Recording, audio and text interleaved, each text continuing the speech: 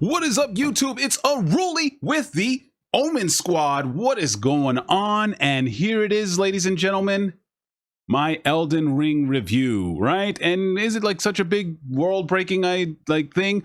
No, but I think for me it is because I have never played a Souls game. I've never played Bloodborne. I've looked at them and I'm like, man, those are crazy. That's for my friend Max, who likes doing boss rages, you know?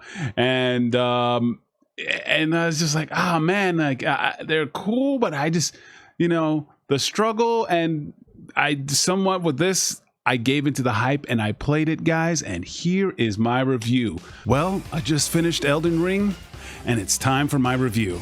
And the first thing I have to say, I haven't been this captivated by a single player game in years, maybe over a decade. I was never a Souls guy. That challenge thing really wasn't for me. I saw my buddy Max go through them and it seemed a bit too challenging and stressful for me. For most games, I just want to chill and enjoy the ride. I don't necessarily play on easy, I just like playing normal and like going through the story. Then if I really like it, I'm like, yeah, I want to play it on hard because it's a lot of fun. But now that I've played Elden Ring, I really understand the challenge part of this game. And it made the game so much more enjoyable. It made exploring dark caves and catacombs a challenging but yet rewarding experience. The longer I played the game, the more I realized it. I was playing a Zelda game, not Breath of the Wild. I'm talking about a good Zelda game. And that's where I get all my dislikes right there.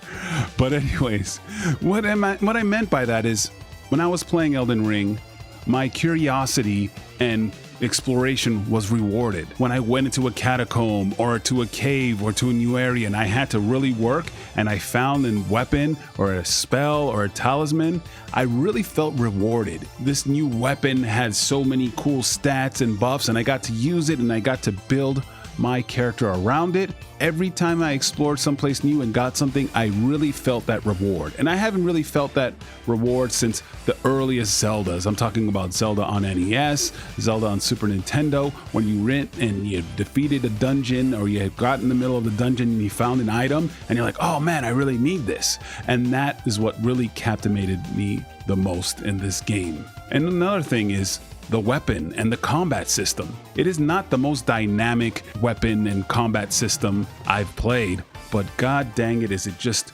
free-forming. It let me play in my style. I want to play, hey, with a whip. I want to play with an axe. I want to play with a sword. And throughout my playthroughs, my play style changed dramatically. And I got to do that with my stats. So it felt like I had a lot of freedom in this game.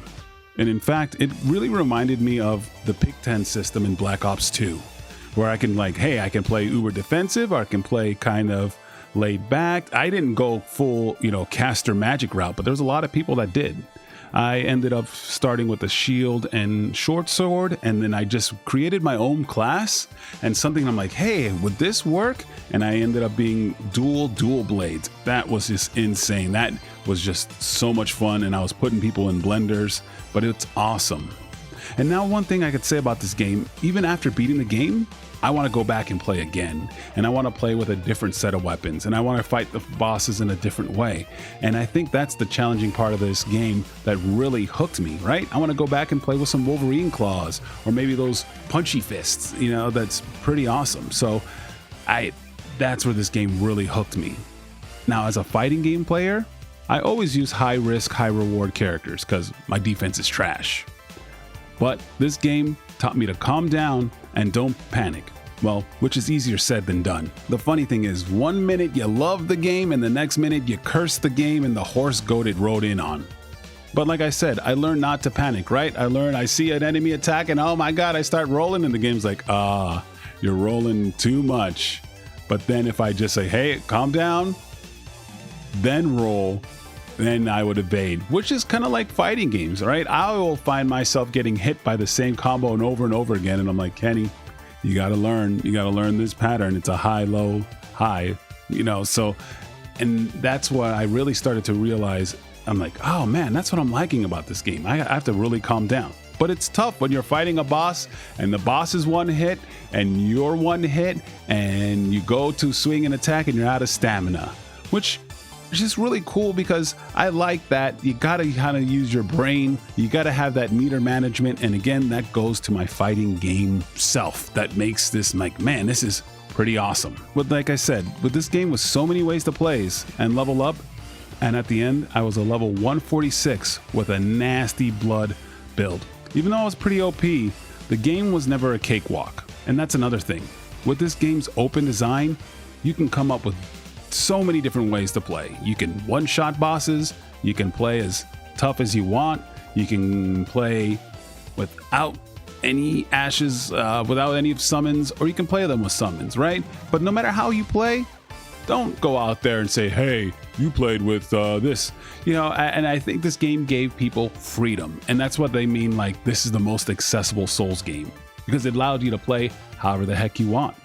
You can throw in a summon and you can go back there and cast spells, or you could be like an edgelord and I'm only level 1 and I parry and I learn every single boss's thing. And you know what it really reminded me of? It kind of, the whole time I'm playing, also reminded me of Mega Man, right? Where I'd go into this cave and get this thing and so forth. And also, play Mega Man enough, you learn that, hey, you don't have to take the direct path. If you literally learn the bosses, you can mess them up. And that's how this game is too.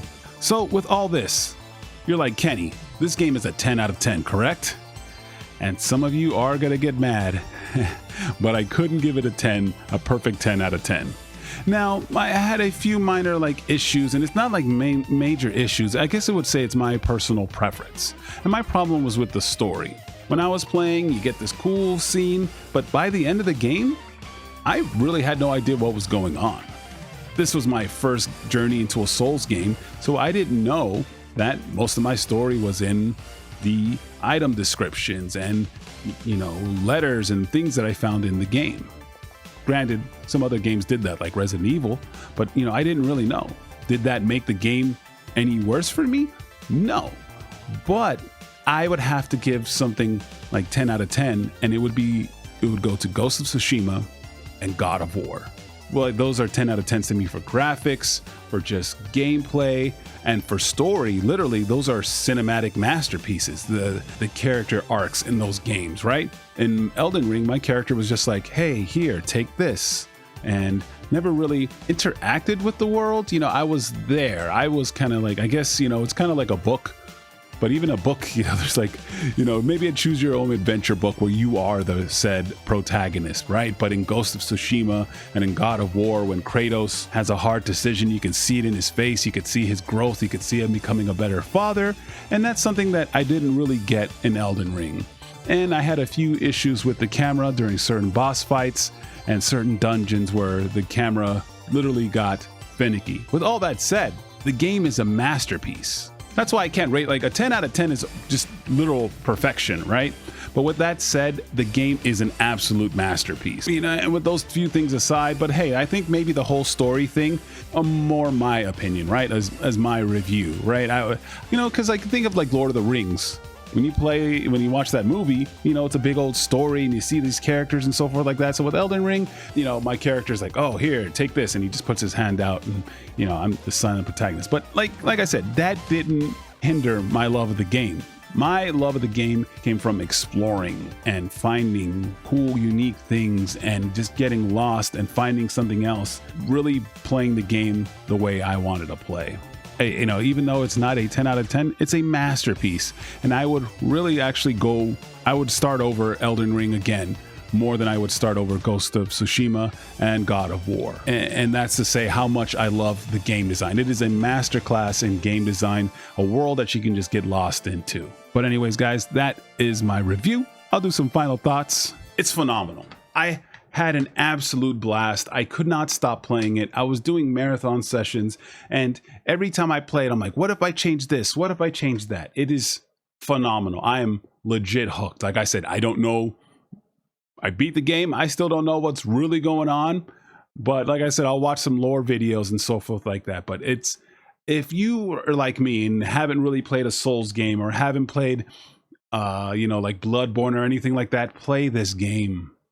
It is amazing. It is, like I said, is easily the best single player experience I've had in, you know, decades. Like I said, God of War and Ghost of Tsushima, amazing. But this one, without story, I'm just exploring and getting lost in this world. And some of the areas, I'm like, I don't want to be here. This area is gross. And some of the areas, like, wow, look at this, and just get lost, right? It is a very different and unique game. Everything in that world wants to kill you. There is no, like, I'm going to go to this village and talk to some people. Hello, traveler. Welcome. Wow, what brings you here, right? There's just a few people. So in that, it is kind of a lonely world. But other than that, man, the game is a masterpiece. I can't wait for DLC. I can't really wait to start over. I don't know if I'm going to do New Game Plus. Maybe I'll get it on PC and do a new playthrough on PC and so forth like that. But it is a masterpiece, guys. Well, anyways, guys, thank you guys for watching my review. I hope you guys enjoyed it. If you can, leave this a thumbs up. If you haven't subscribed yet, please do. It helps the channel out immensely as I'm going forward to doing a lot more YouTube comment. And, you could find me live on Twitch as well with the same name. But anyways, guys, thank you for watching, and peace.